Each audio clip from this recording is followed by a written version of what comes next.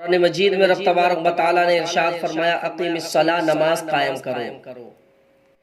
نماز اللہ تبارک و تعالیٰ کی ایک ایسی عبادت ہے جو تمام عبادتوں میں سب سے افضل و اعلیٰ اور برتر و بالا عبادت ہے، اور رب کریم نے قرآن پاک میں متعدد مقامات پر نماز پڑھنے کا حکم فرمایا ہے۔ ایمان والوں کے لیے سب سے اہم ترین فریضہ پنجگانہ نماز ہے۔ یہ دین اسلام کا دوسرا رکن ہے، اور اسلامی عبادات میں سب سے افضل اور سب سے اہم عبادت نماز ہے، اور اللہ رب العالمین کو سب سے زیادہ جو عبادت پسند ہے وہ عبادت نماز ہے۔ اس لیے اللہ تعالیٰ نمازیوں کو اپنی خاص نعمتوں اور رحمتوں سے مالا مال کر دیتا ہے، بلکہ نماز وہ خزانہ ہے جس سے دین اور دنیا میں ہر وہ چیز مل سکتی ہے جو اللہ تبارک و تعالیٰ نے اپنے بندوں کی بہتری کے لیے پیدا فرمائی ہے، اور یہی وجہ ہے کہ قرآن و حدیث میں اس کی بہت فضیلت آئی ہے۔ اللہ تبارک و تعالیٰ فرماتا ہے ان الصلاۃ تنہی عن الفحشاء والمنکر، بے شک نماز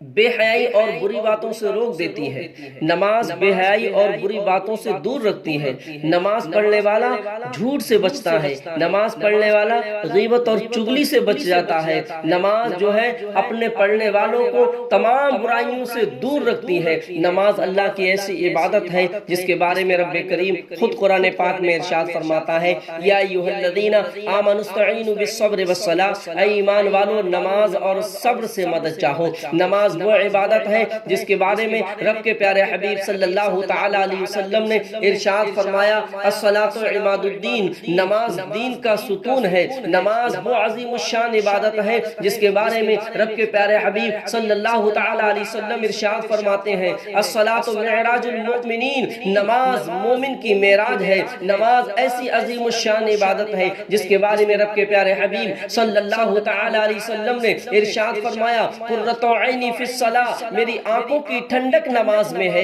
میرے عزیزوں میرے دوستو غور کرو، نبی کریم صلی اللہ تعالی علیہ وسلم نماز کو اپنی آنکھوں کی ٹھنڈک فرما رہے ہیں۔ معلوم ہوا نماز میرے آقا کی ٹھنڈک ہے، اور جب ہم اور آپ نماز پڑھتے ہیں تو رحمت دو جہاں صلی اللہ تعالی علیہ وسلم کی مقدس اور پیاری آنکھوں کو ٹھنڈک پہنچتی ہے، اور جب رب کے پیارے حبیب صلی اللہ تعالی علیہ وسلم کی آنکھوں کو ٹھنڈک پہنچے گی تو اللہ کے پیارے حبیب صلی اللہ تعالی علیہ وسلم خوش ہو جائیں گے، اور جب اللہ کے حبیب خوش ہو گئے تو پروردگار عالم بھی خوش ہو جائے گا، اللہ رب العالمین بھی راضی ہو جائے گا، پروردگار عالم بھی ہم سے خوش ہو جائے گا، اور جب ہمارا رب ہمارا معبود حقیقی ہم سے خوش ہو جائے گا تو اللہ رب العالمین گناہوں کو معاف فرما دے گا، بخشش و مغفرت فرما دے گا، اور جب اللہ بخشش و مغفرت فرما دے گا تو جنت میں داخل بھی فرما دے گا۔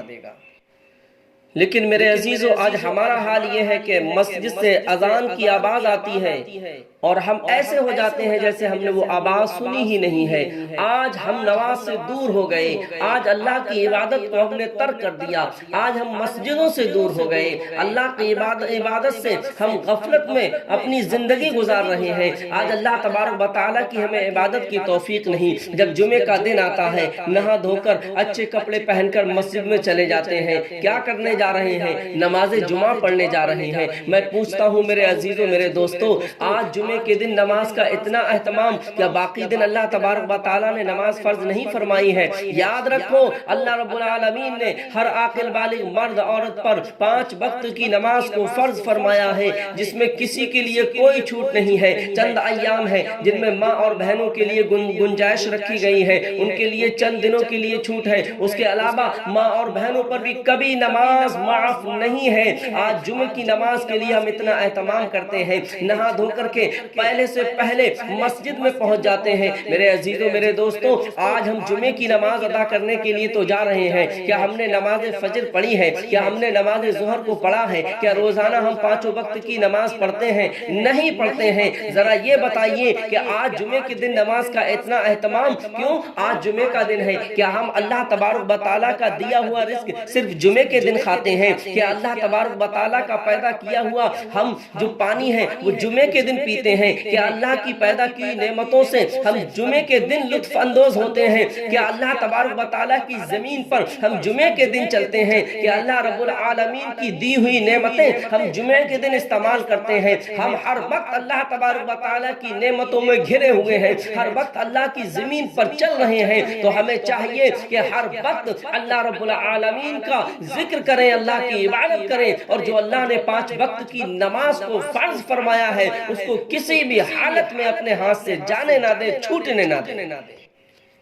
تو میرے عزیزوں، میرے دوستوں، کسی بھی حال میں نماز کو نہ چھوڑو، ہر حال میں نماز ادا کرو، سفر میں ہو، جلبت میں ہو، خلبت میں ہو، امیری میں رہو، غریبی میں رہو، ہر حال میں نماز کو ادا کرو۔ نماز کی بالکل معافی نہیں ہے۔ میرے نبی ارشاد فرماتے ہیں جو فجر کی نماز چھوڑ دیتا ہے اللہ رب العالمین اس کے چہرے سے نور کو اور رونق کو ختم فرما دیتا ہے۔ اور نبی رحمت صلی اللہ تعالی علیہ وسلم نے ارشاد فرمایا جس نے ظہر کی نماز کو ترک کر دیا اللہ رب العالمین اس کی روزی سے برکت کو ختم فرما دیتا ہے۔ نبی رحمت نے ارشاد فرمایا جو عصر کی نماز چھوڑ دیتا ہے پروردگار عالم اس کے بدن سے، اس کے جسم سے طاقت کو ختم فرما دیتا ہے۔ اور آقا کریم صلی اللہ تعالی علیہ وسلم نے ارشاد فرمایا جو مغرب کی نماز چھوڑ دیتا ہے اس کی اولاد نافرمان اور نالائق نکل جاتی ہے، اس کو اولاد سے فائدہ نہیں پہنچتا ہے۔ اور نبی ارشاد فرماتے ہیں جس نے عشاء کی نماز نہ پڑھی اور عشاء کی نماز پڑھے بغیر سو گیا اللہ تبارک و تعالی اس کی نیند سے چین کو، سکون کو، راحت کو، اطمینان کو ختم فرما دیتا ہے۔ آج لوگ بستروں پر کروٹ بدلتے ہیں، نیند نہیں آتی ہے، شکایت کرتے ہیں نیند نہیں آتی ہے، نیند کی گولیاں کھا کر کے سو رہے ہیں، اور بعض تو ایسے ہیں جن کو نیند کی گولی کھا کر کے بھی نیند نہیں آتی ہے۔ نماز چھوڑنا بہت بڑا گناہ ہے۔ اللہ کے نبی حضرت موسیٰ علیہ نبینا علیہ السلام کے زمانے میں ایک عورت نے خواہش نفسانی سے مغلوب آ کر زنا کیا، اور جب زنا کر لیا تو حمل ٹھہر گیا، اور ایک مدت کے بعد جب اس کے ایک بچے کی پیدائش ہوئی تو اس نے اس بچے کو قتل کر دیا۔ اس کے بعد جب اس کو احساس ہوا کہ میں نے یہ بہت غلط کیا تو وہ موسیٰ کلیم اللہ علیہ نبینا علیہ السلام کی خدمت اقدس میں حاضر ہوئی اور کہا اللہ کے نبی مجھ سے گناہ ہو گیا ہے۔ اللہ کے پیارے نبی موسیٰ کلیم اللہ علیہ السلام نے فرمایا تجھ سے کون سا گناہ ہوا ہے؟ تو وہ عورت اپنا پورا واقعہ بتا دیتی ہے کہ مجھ سے زنا ہو گیا اور زنا سے حمل ٹھہر گیا اور بچے کی پیدائش ہوئی، میں نے اس بچے کو قتل کر دیا۔ اللہ کے پیارے نبی موسیٰ علیہ نبینا علیہ السلام ناراضگی کا اظہار کرتے ہوئے اس عورت سے فرماتے ہیں یہاں سے دفع ہو جا، کہیں ایسا نہ ہو تیرے گناہ کی نحوست کی وجہ سے آسمان جو ہے شعلہ زن ہو جائے، آسمان سے آگ برسنے لگے، یہاں سے دفع ہو جا، نظروں سے دور ہو جا۔ وہ عورت فوراً وہاں سے چلی جاتی ہے۔ اللہ تبارک و تعالیٰ اپنے فرشتے جبریل امین علیہ السلام کو حکم فرماتا ہے کہ جبریل میرے کلیم سے جا کر کے کہو کہ تم نے ایک توبہ کرنے والی عورت کو اپنی بارگاہ سے کیوں بھگا دیا؟ وہ توبہ کرنے کے لیے آئی اور آپ سے عرض کیا اس نے کہ اپنے رب سے میری توبہ قبول ہونے کی دعا فرما دے، اور آپ نے اس عورت کو اپنے دربار سے بھگا دیا، اپنے دربار سے نکال دیا۔ اے میرے کلیم کیا تم اس سے برے شخص کو نہیں جانتے ہو؟ اللہ کے نبی حضرت کلیم اللہ علیہ نبینا علیہ السلام سے جب جبریل نے یہ کہا تو موسیٰ کلیم اللہ نے دریافت فرمایا اے جبریل اس عورت سے برا کون شخص ہے؟ اللہ تبارک و تعالیٰ کے حکم کے مطابق جبریل امین علیہ السلام حضرت موسیٰ کلیم اللہ علیہ نبینا علیہ السلام سے عرض کرتے ہیں اے اللہ کے نبی اللہ تبارک و تعالیٰ کے نزدیک اس عورت سے بھی زیادہ برا اور بد وقت وہ شخص ہے جو جان بوجھ کر کے نماز کو چھوڑ دیتا ہے۔ تو جبریل امین علیہ السلام فرماتے ہیں اس زانیہ عورت سے برا وہ شخص ہے جو جان بوجھ کر کے نماز کو ترک کر دیتا ہے۔ جو لوگ نماز چھوڑ دیتے ہیں اللہ کے پیارے حبیب صلی اللہ تعالی علیہ وسلم نے ارشاد فرمایا جو لوگ نماز کو ترک کرتے ہیں قیامت کے دن ان کی پشتیں جو ہے تانبے کی بنا دی جائیں گی اور ان پر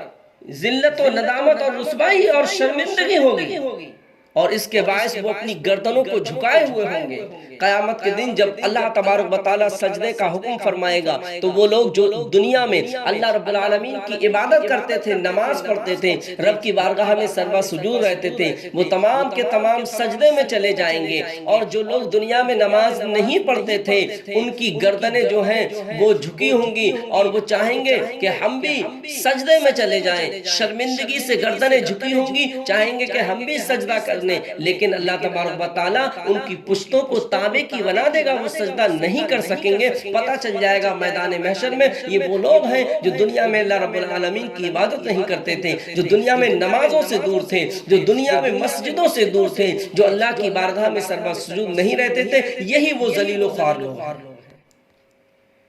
بہت سی احادیث کریمہ سے یہ بات ثابت ہے کہ جان بوجھ کر کے نماز کو ترک کرنا یہ کفر ہے۔ بعض صحابہ کرام خصوصاً امیر المومنین فاروق اعظم رضی اللہ تعالیٰ عنہ، عبد الرحمن بن عوف رضی اللہ تعالیٰ عنہ، عبداللہ بن مسعود رضی اللہ تعالیٰ عنہ، عبداللہ بن عباس رضی اللہ تعالیٰ عنہ، جابر بن عبداللہ رضی اللہ تعالیٰ عنہ، اور حضرت معاذ بن جبل اور ابو ہریرہ رضی اللہ تعالیٰ عنہ اور ابو دردہ رضی اللہ تعالیٰ عنہ، ان تمام اصحاب کا یہ ماننا ہے کہ جو جان بوجھ کر کے نماز کو ترک کرتا ہے گویا کہ وہ کفر کرتا ہے۔ اور کئی ائمہ کرام کا یہ ماننا ہے کہ قصداً نماز کو چھوڑ دینا کفر ہے۔